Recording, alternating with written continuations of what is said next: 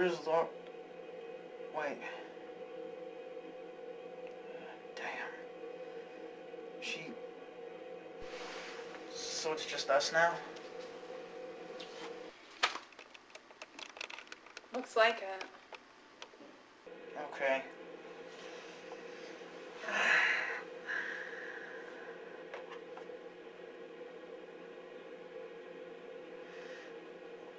So how long was I out? Well, you passed out while I was still cleaning up, so I moved you over to the beanbags. You've been out for about an hour now. Really? I'm sorry. I'm sorry Oliver, don't. I'm sorry I couldn't save Lauren. It's just that... I know, you told me. And there was... I know. And it was so... Trust me, I know. We should see if we can find anybody. Oliver, no. There's someone out there. We're safe in here.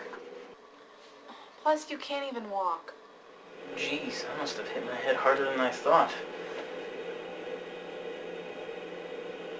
Do you think we're gonna get out of this? What? Oh, sure, maybe. Meaning you have no idea. Oliver!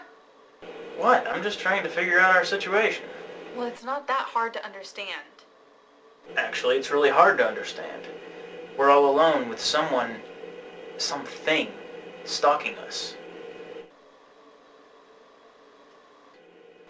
Oh, I'm sorry. I thought you weren't done. I hurt my head. It's your turn to talk. Oliver, what's 2 plus 2? 4. 8 plus 8? 16. And 8 times 8? 16. What? I hit my head. Tell me a joke. Why? Well, if I get it, my head's okay. If not, well, we'll figure it out from there. Oliver, you can't even multiply numbers. Just tell me a joke. Sorry. Please, just tell me a joke. Okay, fine. You ever heard the ping pong ball joke? No. Okay. So this guy sends his son to kindergarten, and a couple weeks go by, and he gets a report back from the principal saying, basically, your kid's a dumbass. So he pulls his son aside, and he says, son, you need to make good grades, so in order to do that, I'm going to give you anything you want if you make good grades for the rest of the year. So the rest of the year goes by, and the kid makes perfect grades. And he says, all right, son, I'm a man of my word.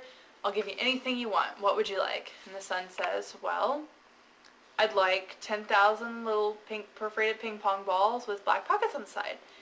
And so then it comes to first grade, and he offers the son the same deal. He says, all right, you make perfect grades again, and I'll give you anything you'd like. So he once again makes perfect grades, and he asks his son, son, what would you like? And the son says, well, what I'd really like is 10,000 pink perforated ping pong balls with little back pockets on the side. And the dad says, okay, and he gives it to him. So then it comes to second grade. And he says, all right, son, you've been doing really well. I'm going to offer you the same deal again. If you can keep making perfect grades, I'll give you anything you want. And so the year comes and goes, and the father comes back to the son and says, all right, son, you've done it. What would you like? And the son says, well, what I'd really like to have is 10,000 pink perforated ping pong balls with little black pockets on the side. Okay, I get it. Alright, I'm not done though. Wait. Alright, so years go by, all the way through elementary school, middle school, high school. For Christmas, for his birthday, all he ever wanted was 10,000 little pink perforated ping pong balls with black pockets on the side. So it comes to the end of his senior year, and the kid's graduating valedictorian, and the father says, all right, son, you've done wonderfully. You're graduating at the top of your class. I can give you anything you want. I can buy you the nicest car. I can pay for your entire college if you can go anywhere you'd like to.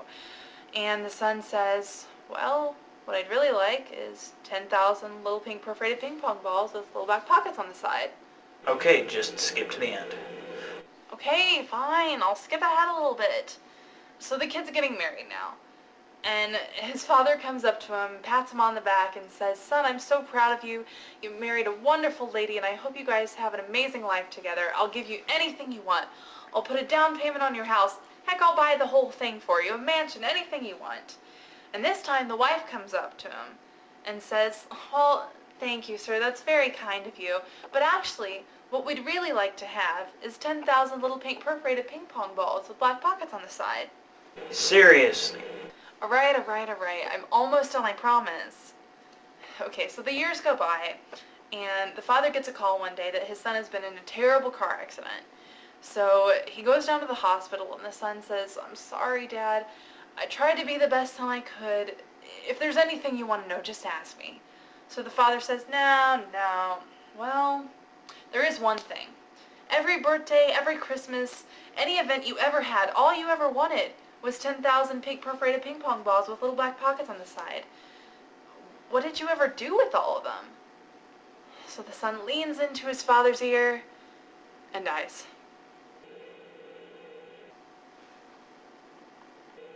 I hate you. You asked for a joke. So what do you think that was? You did more than I would. You touched it. You were hurt by it. Do you think that it could be death? I think Lauren would agree that it kills people. No, I mean actual death. The Grim Reaper. Sorry, I can't think of any other names for it. It could be, I suppose. Do you think it already grabbed everyone else? Do you think we could be the last people still alive? I guess that would rule out an alien abduction and the rapture.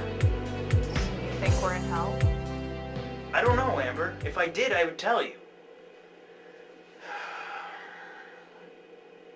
You know, I saw death once. Me too. I was in the hospital room when my grandpa died. No, I mean the Grim Reaper. I was walking home from work one night, and, well, in order to get home from work, you have to walk through this park. And so I was walking through, and this tall guy, in black robes, came up to me, and he had this curved thing in one arm. It's called a scythe. Whatever. Anyway, he came up to me, and he told me my time was up. He told me it was time to go with him to the afterlife.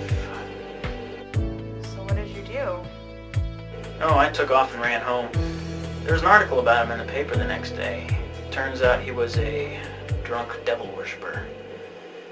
He apparently got lost on the way to the cemetery. Oliver, that's not death. That's an idiot in a costume. Well, he did manage to kill a bunch of squirrels before the police arrested him. Was there a point to this story? Not really, just passing the time. You know, Oliver, there's a better way to pass the time than just telling stupid jokes and stories. Really? What's with the... Oh, no, not that. I meant learning more about each other, getting to know each other better. You're giving me mixed signals here.